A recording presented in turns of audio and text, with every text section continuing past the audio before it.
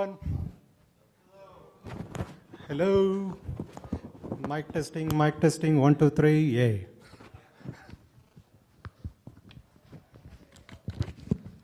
So sorry about the delay. There's some, I have some very special machine, so we needed some, I had to borrow another machine, and I don't have PowerPoint up. I'm using preview for showing it.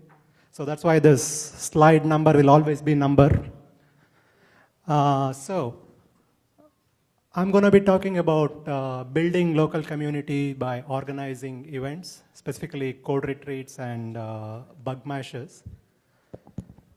I'm part of the Boulder Ruby group, and I did a dry run last week with the team there.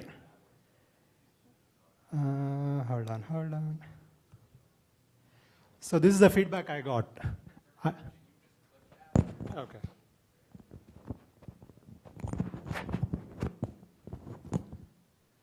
So this is the feedback I got from the Boulder Ruby group last week.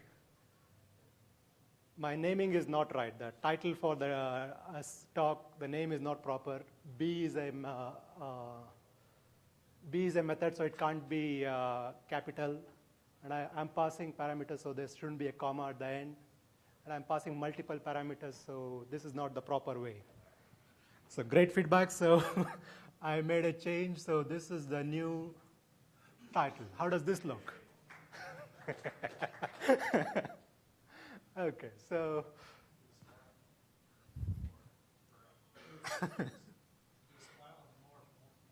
yeah. Okay, let's start with a pop quiz. Anybody know who this gentleman is? Even I didn't know a couple of days ago. So I just looked up on the internet and Wikipedia, and so his name is Howard Thurman, and among other things, he's a civil rights leader, and he has got nothing to do with Ruby. The reason I am including him here is because of this quote by him. So don't ask yourself what the world needs. Ask yourself what makes you come alive, and then go do that. Because what the world needs is people who have come alive.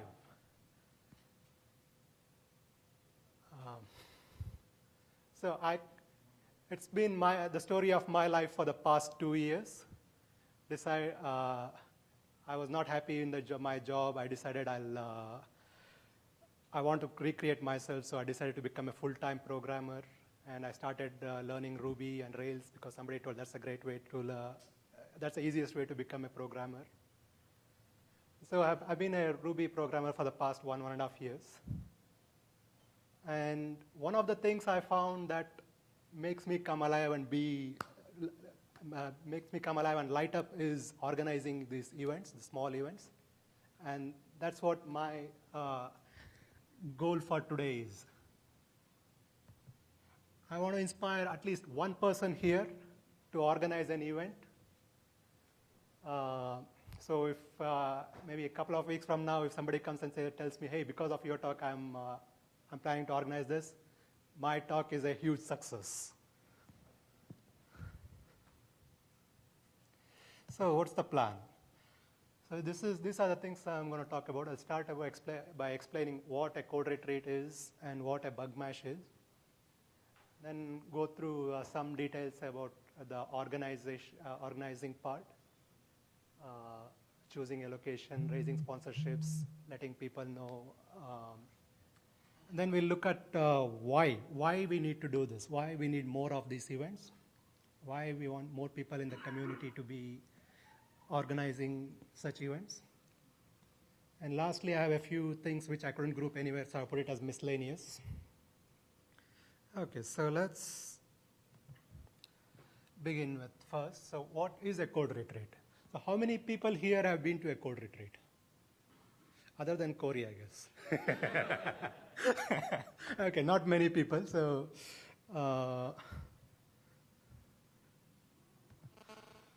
what is a code retreat? It's a day-long, repeatable event focused on practicing the fundamentals of software development. So I've taken this directly from Corey Haynes' website. So the idea was from these 4 people, and they came up with it in January 2009. So the idea was to come up with a day-long event which helps programmers practice their craft.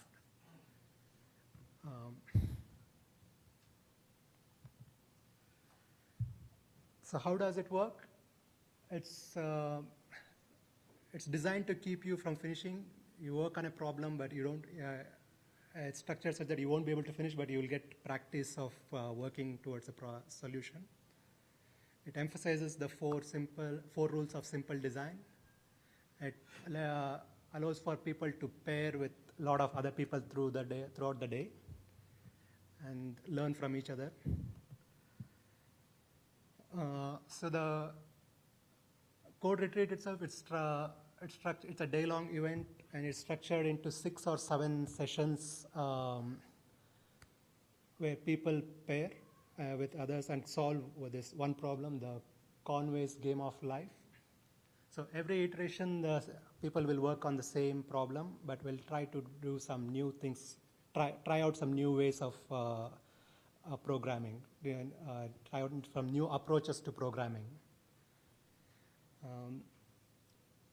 And the problem which is chosen, the Conway's game of life, it's a rich domain problem. So there's people get to learn a lot by, even if they attend multiple code retreats and work on it many different times. The main objective here is not to solve the problem, but to try new ways of programming. So it's 45 minutes of iterations, and each iteration people pair with each other. So paired programming is a mandatory thing for a code retreat. That's where the ideas get exchanged and people get to move out of their comfort zone and learn new things.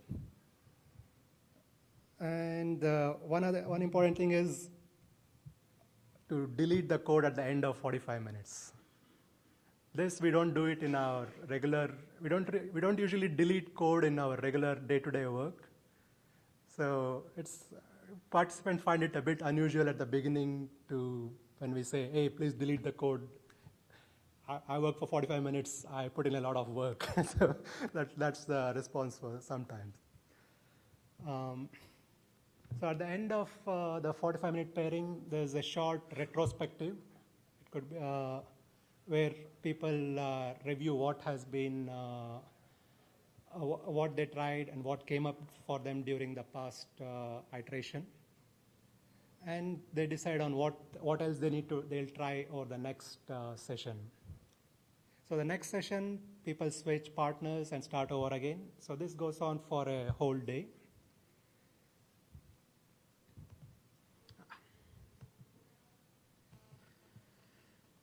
So this is from our one of the code retreats, the very first code retreat I organized early Feb.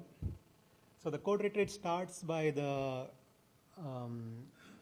with the facilitator introducing everyone to what will happen during the day, and giving an idea of what the code retreat is, what the objective is, and what's the problem that will be worked on. So the code retreator's facilitator's job, introducing the day, guiding pairs through each session. So people are going to be trying to solve this problem through different ways during the day. And it's the facilitator's job to go just observe what they are doing and maybe give some helpful hints and then nudge them towards trying some new things. And the facilitator also leads the inter-session retrospective and then throws ideas like for follow-up based on what feedback came from the participants and moves it forward to the next stage. There's also a closing circle at the end, which is an important part of the day, which is to complete. Everybody looks at what they did over the day and summarizes what they learned, what surprised them the most, and what they'll do different on Monday morning when they get back to work. And so Code Retreat, the good thing about it I like is anybody can participate in it. And anybody can learn, like be it be a newcomer or be it a very experienced programmer. Irrespective of that, irrespective of their expertise level, they get something or the other out of something of value by participating in a Code Retreat. And one thing I noticed while facilitating a Code Retreat recently was some people were spending a long time analyzing the problem. And I realized, yeah, that's not really the goal here. So we are here to practice coding. So, and with the Rails, the way we work with Ruby and Rails, we don't really spend too much time analyzing. We get to start coding and we get immediate feedback on what. It makes it easy for going forward. We don't really spend too much time analyzing. So, I mean,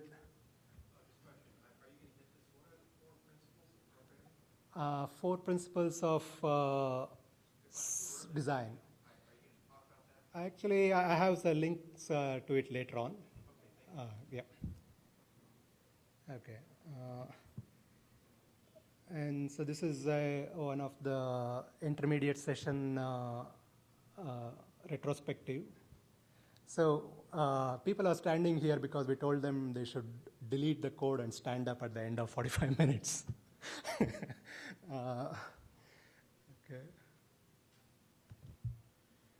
And the closing circle, so that's at the end of the day, everybody goes around the circle and talk about three things that, they answer three questions. What, if anything, did they learn during the day? What, if anything, did surprise them the most during the day? And the third one is, what, if anything, will they do differently from the next day when they get to work? So the participants get the whole day of practice, whole day of pairing with others and learning from others. The last code retreat we did in Colorado Springs 2 weeks ago. Towards the end of the day, we, myself and Nick, with the co-facilitators, we realized that nobody is doing, only a couple of people are doing test-driven development. Everybody else is just going about it in their own way. So we did a demo of how to solve this by using TDD, and almost everyone found it very useful. So how many people does it take to have a successful code retreat? Any idea? Any guesses? Okay, that's a good one, yeah. At least four, okay. 4 is good, but I would say just 2 people are enough.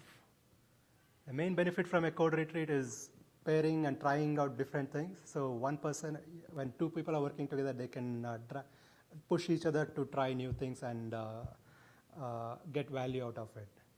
For a larger group, it's good to have a facilitator who keeps track of what's going on and directs it in a different way. But just 2 people can get together and have a good, get value out of a code retreat. So this is what I was saying earlier. TDD, I was dropping the word throughout the day, but then people didn't really know what TDD was. And when I tried to explain what it was, I had a difficult time. So facilitating the code retreat made me clarify to myself what I mean by TDD. Okay, so much for the code retreat. I want to talk about Bugmash. Bugmash. So what is a Bugmash? Oops, not this. So Bugmash is another group hacking coding event. It's an event to facilitate contributing to Rails. So it's a great experience for newcomers to pair with someone who's experienced and contribute some code changes to Rails code base.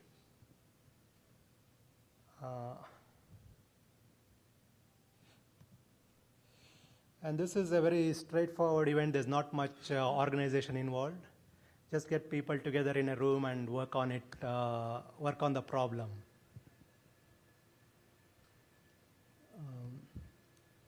There's good documentation on the Rails site on how to contribute to Rails. So anybody can just go through this and attempt making changes, contributing to Rails. You can also just modify the Rails documentation. You don't need to, even that's another way of contributing. Okay, stop. So first time I organized a code retreat, sorry, not code retreat, the Bugmash, I wanted everything to be proper, so I sent an email to Aaron Patterson. He immediately responded saying, yeah, I can be there, I can be available online and I'll help you. And he also gave me a big list of things to do, how to go about getting value from this, contributing to Rails. And the day of, he was at a conference, and so he wasn't really available, but he said he can make the, he can address the pull request by his iPhone, so he can do it anytime.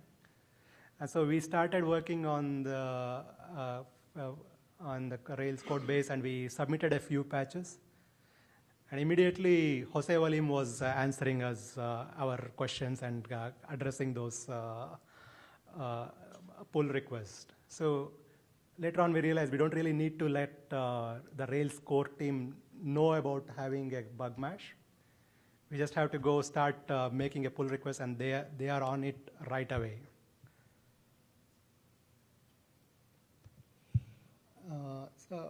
Yeah, I find this Plancast to be a great tool for letting people know and having them RSVP to any event. So I've been using that for organizing the Bugmashes. And I got 2 commits in Rails just by organizing. How many of you have a commit in Rails? Hey, 1, 2, 3, yay. So I'm a beginner. I just started a year ago, and I already have 2, and that makes me very proud. So the first one I paired with Mike Gehard, who's in Boulder, and yeah, this one involved a lot of go back and forth with the commit. We had to make a commit, then someone on the core team said, hey, this is not right, you need to make this something else. So we had to do a rebase of the commit and send it, make another request. And when we do that, it's usually, we need to make sure it's just the same commit and not, it doesn't end up as multiple commits. So I had no idea how to do that. Thankfully, Mike Gehard knows much more about GitHub than me, GitHub and Git. So he navigated me through all those problems. My second commit was when I organized an event in Bangalore. And this guy, Arun Agarwal, I paired with him, and this was a very simple thing. I just needed to add a test to validate a certain behavior. And Arun told me how to do it, and I did it, and it got accepted the same day. By the way, so this guy, Arun, you guys are going to hear a lot about it going forward. When I met him in May, he was at 10 commits in Rails. Now, over the past 5 months, he has done 170 commits and is going strong. Okay, so that's about the Bugmash. So a few details about how to organize an event.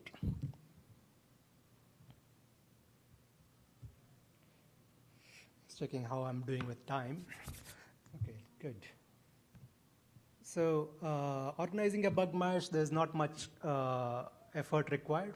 Just find a place.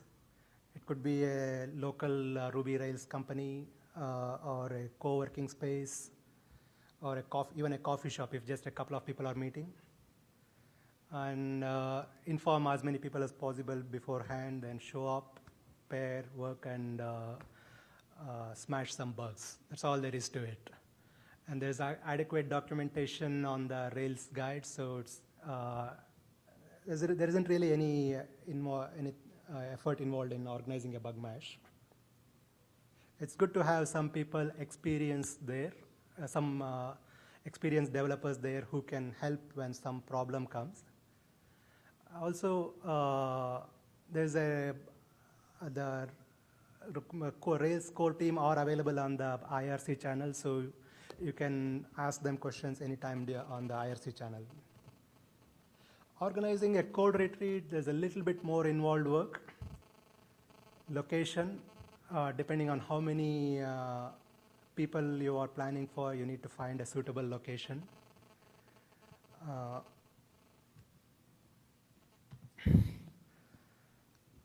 Yeah, one of the first ones I organized, we rented a big place. And later on, I found that co-working spaces are a great place to host any such events because they already have all the setup. You just need to, and they're also willing to sponsor the event, so pay for it. They're willing to have us come there and work for free. So co-working spaces are great for organizing an event. And code retreat, the lunch is an important part. It's always good to have catered lunch. So people, when they come for a code retreat, they stay from morning to evening and don't have to worry about anything. They should be able to focus completely on the coding part. So it's good to get sponsors for lunch, breakfast, coffee. And if there's a big group, it's good to have someone who knows how a code retreat works as a facilitator. I have tried my hand at co-facilitating 2 code retreats so far. It's an awesome experience, and you get to learn a lot just by observing what everybody is trying, how people are trying to solve this problem. I would say for the requirement for being a facilitator is, one is you should have attended a code retreat before, and 2 is you should be interested in doing this job. That's all there is to it.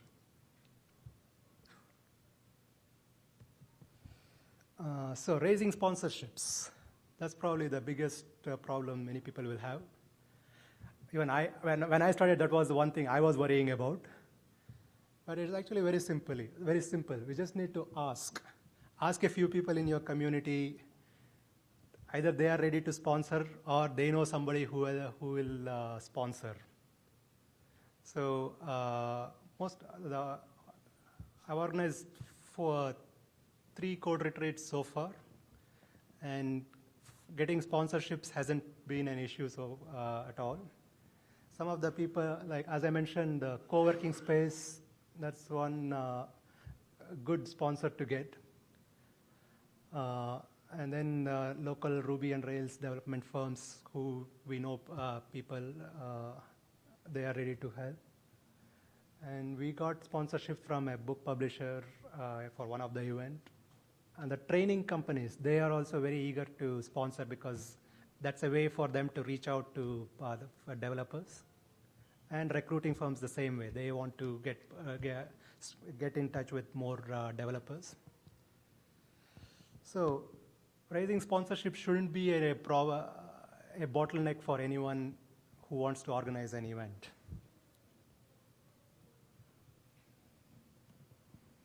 And this was from the Bangalore code retreat I organized. The Bangalore Bugmash. We weren't really planning for lunch, but the company which hosted us, they said we'll sponsor lunch, so that was great. So lunch at Code Retreat is an important thing. And when you have many people coming together and having, and you need to arrange for lunch for them, it's initially I was a bit skeptical. What kind of food should I order? Will they be happy with it? Will everybody get what they want? Then I chose to just go with whatever I like. And it turned out great. So this on the Colorado Springs Code Retreat, I ordered food from a Mediterranean restaurant. And a couple of people shared at the end of the day that they never knew that falafels would be very tasty.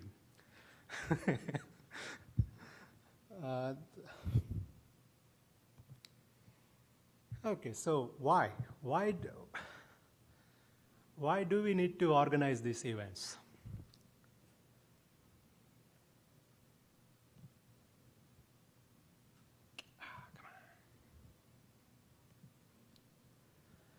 I'll borrow Dr. Nick's answer for that. So we love Ruby and Ruby must win. That's what his main point was at the Red Dirt Ruby conference keynote. How many of you have seen this talk? How many of you were there at this talk? Okay, so this is a must for everyone, all the Rubyists. Dr. Nick talks about what's your job at your local Ruby club and gives some ideas about why, how to build the Ruby community. And the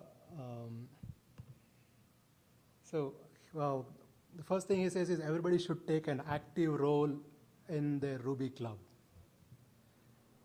And Ruby user groups can learn a lot from Toastmasters. He explains how Toastmasters has a set procedure for building their teams. And the main thing I like from his keynote is that Ruby user groups should have the good processes, especially to take care of the newcomers. I see that the code retreats and Bugmashes as a great entry point for any newcomers to the community, be it some of fresh programmers or people who are working on other programming languages and want to try out Ruby and Rails. So yeah, that's my reasons to say we need more code retreats and Bugmashes. And why do I do it? I enjoy organizing events, and I get to make friends everywhere. I'm based in Colorado, and I'm from Bangalore in India. And I'm planning to have a presence in both places going forward. And organizing these events has helped me in having a community in both places. Both places can say I belong to their teams. And it has helped me as a freelance developer. A couple of interviews I went, people already knew about me, and they were like, "Hey, I know you. I can work with you."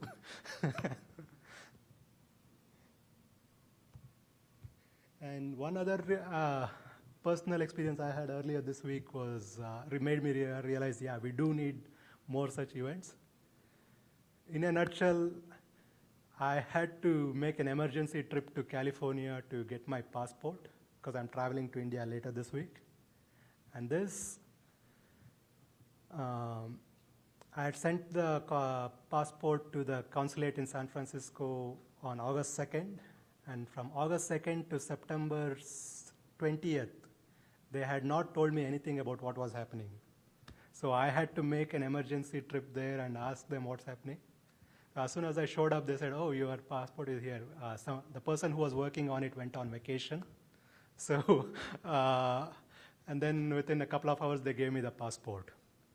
That, I was like, if only somebody had told them how easy it is to set up a system for tracking that. If only somebody had showed them a good way of building their system, we wouldn't have this problem. So actually, that's what I'm planning to do. After I get, maybe in a couple of weeks when I get some time, I'm going to build a prototype application and send it to them saying, hey, you guys should have this, start on this thing.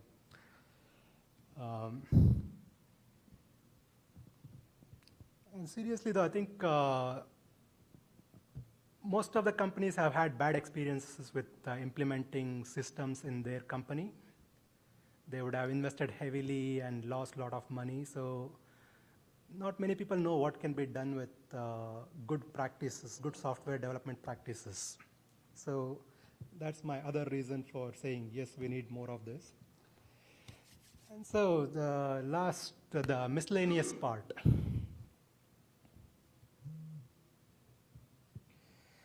The first is what I like about Ruby. Now that I started as a programmer, I make things, I develop, build things, and I'm really happy about that. And people are really very friendly, helpful, and very approachable. That's been my experience for since I came into Ruby. And that's supposed to be a smiley at the end, just in case. And I make a living by doing what I like, so I am very happy here.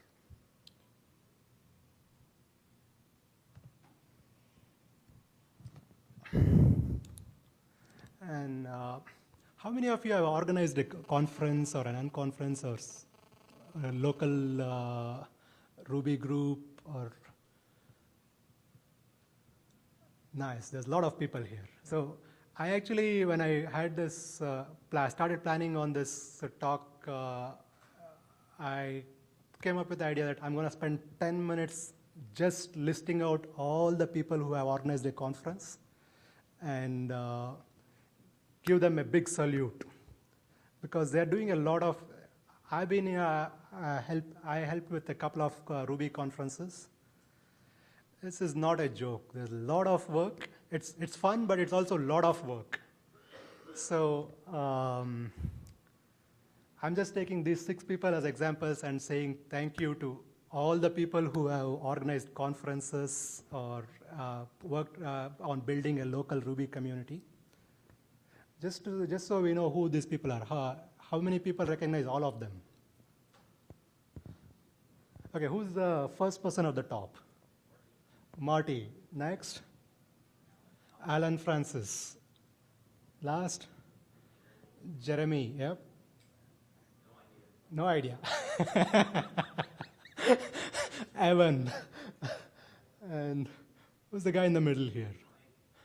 Mike. And Ray is here.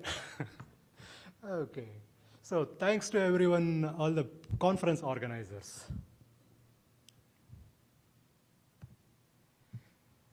Women participants. I see there were a few women at this conference. When we did the first code retreat in Boulder, we opened up registration for 40 people, and everything went very fast. And then we looked at it, there was only 1 woman participant in the whole list. Of the 40 people who registered, 1 woman. And that seems to be the norm everywhere. So here's a list of women participants in all the events that I have organized so far. Looks like not many women work on Rails, so nobody shows up at a Bugmash. Yeah? Don't forget to mention Rails Bridge, which is a organization Yeah. in the area that's trying to get women involved. Right. Organize workshops to teach stuff. So. Yep. I do mention Rails Bridge later on as part of the resources. So I found this other very interesting slide when I was looking for building a user community. So yeah, this shows how the user moves from different phases and what their community participation is in terms of questions, asking questions or giving answers. So as a beginner, people ask a lot of questions. And afterwards, there's nothing, no community involvement. And as they think they are experts, they start helping other users. This could be applied to the organizing events as well.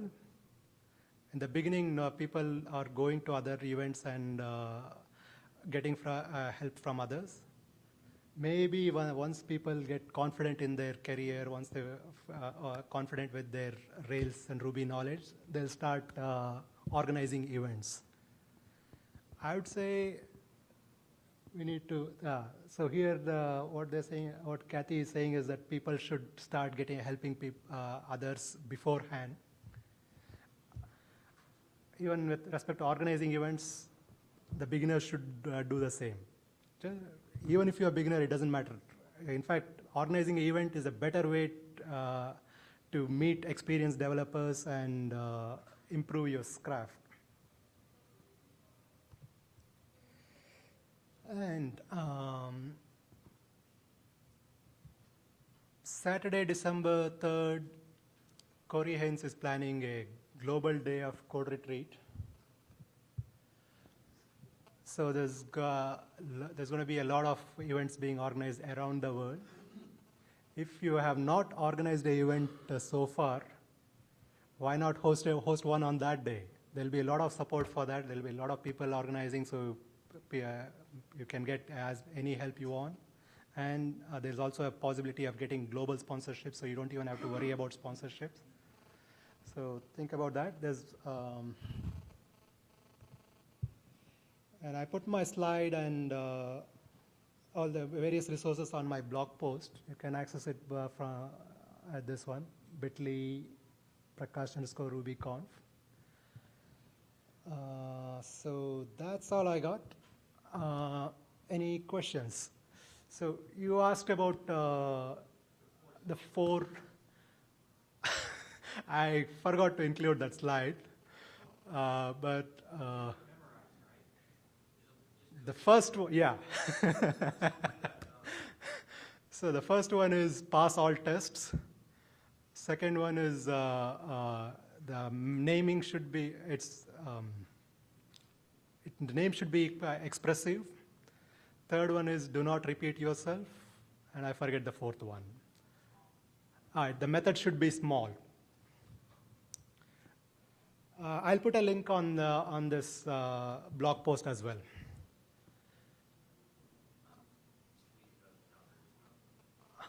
I'm sorry? Okay, awesome. Any other questions? Questions, comments?